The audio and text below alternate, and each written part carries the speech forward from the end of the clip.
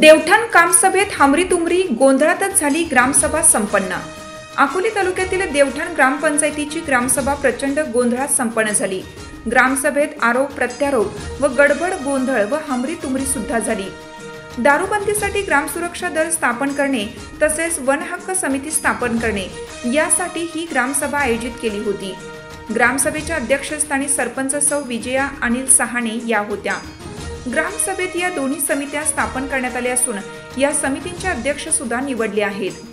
याशिवाय जलजीवन मिशन योजनेमध्ये प्रचंड गैरप्रकार झाला असून अधिकारी व ठेकेदार यांनी संगनमताने मोठा भ्रष्टाचार केला असून देवठाण गावातील 25 कोटी योजनेची जलजीवन योजनेची चौकशी करण्याची मागणी केली। काही ग्रामस्थांनी या सभेत अगस्ती कारखान्याचे संचालक सुधीर शेळके यांनी जलजीवन मिशन बद्दल तीव्र संतापजनक भावना व्यक्त केल्या।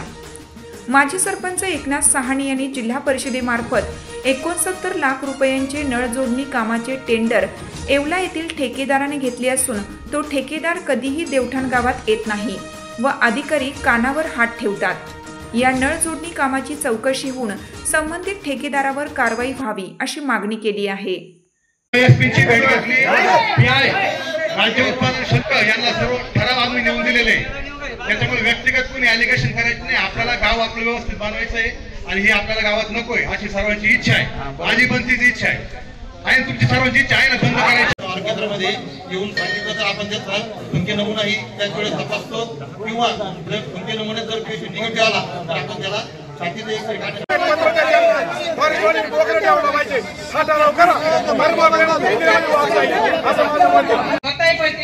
टाळी वाजत नाही।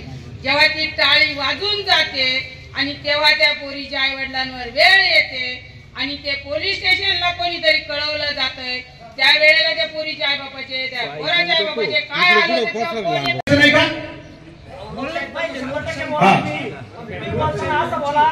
तुम्ही सरपंचाबद्दल येत का मग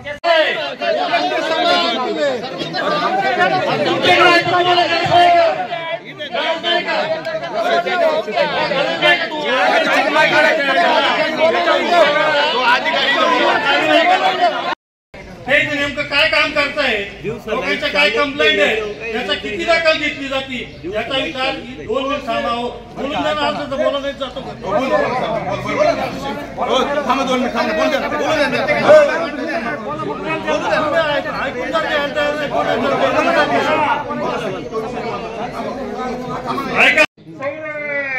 कृषी योजना आहे सौर पंपाची, तर ती जर सगळ्यांना भेटली ना, बऱ्याच लोकांनी फॉर्म भरले तिचे, पण ती योजनाच आपल्याला भेटून नाही राहिली या काय माणसाला। शेळके साहेब काय म्हणणार बा, तुमच्या पहिलं बिलच आहे, पहिलं तुमचं कुटुंबाचं कोणतरी आहे व त्याचं थकबाकीदार आहे, हे नसलं पाहिजे।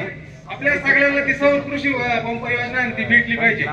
असं नाही ग्राम सुरक्षा दल झालंय मग त्यांनीच पाळायचं ही, आणि याबद्दल कृपया कोणी असा चुकीचा मेसेज देऊ नये।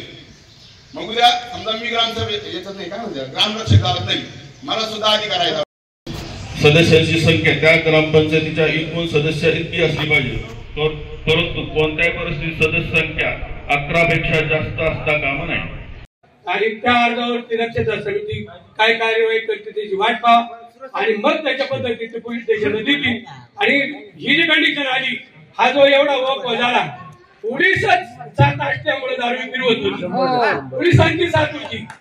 याच्या आधी काही यांनी यावरून काही प्रयत्न केला नाही का? भरपूर केले, दारू पकडली भानगडी, पोलीस टॅक्स बोलवले भानगडी, पण पोलीस पॉवर असल्यामुळं ते कुठल्या परिस्थितीत ऐकायला तयार नाही राहते। आता ज्या पद्धतीनं पोलिसांवर दबाव आणला गेला, प्रचंड दबाव आणला गेला सर्व पातळीवरून, तेवढ्या पोलीस त्यांना आले आणि म्हणून या गोष्टीची जी गावात गप झाला, त्याच्या बाबांनी जे म्हणलं तेवढं आहे, उभं करीत असताना जाहिरात करताना थोडासा संयम ठेवला पाहिजे आणि ही गोष्ट करून पण काम थांबवायचं नाही। कोणतं चालू राहणार आहे, चालू राहणार आहे, चालू द्या पद्धतीने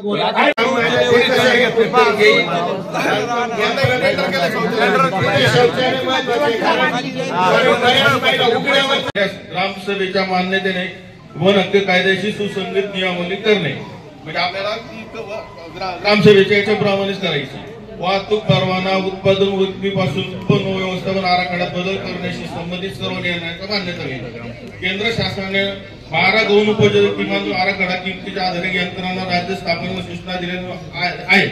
त्यानुसार समितीने वन उपयोजक आधारभूत किंमत ठरवायची, म्हणजे त्या याच्यामध्ये त्या जागेची काय संधी याची जंगलाची, हा राईट, त्या फळांची, तुमचं करवंद आहे, तुमचं मग मध आहे, आंबा आहे, तुमचे जेवढे जे फळं आहेत तेवढे ग्रामसभेतील नैसर्गिक संपत्तीच्या व्यवस्थापनापासून प्राप्त होणारा महसूल तसेच शासनाकडून प्राप्त होणारा निधी ह्या बँक खात्यात राहील.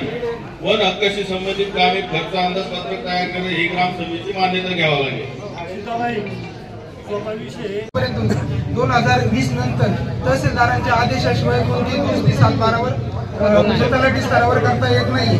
तर आता जे काही हे असेल त्यासाठी आपला सविस्तर प्रकल्प जुने 7/12 जुना फेरफार तहसील ऑफिसला दाखल करावा लागेल.